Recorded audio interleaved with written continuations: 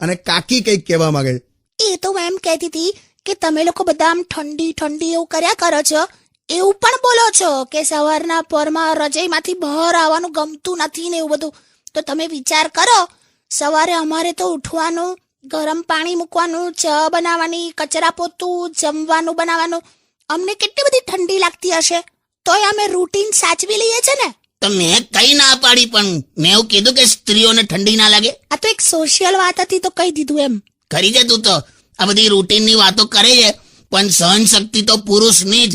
ભઈવાન, હા ઉનાળામાં 5 ઉપર પંખો રાખીને આમ શાંતિથી સૂતા હોય, એટલે આમ આવે અને સ્વિચ બંધ કરી દે.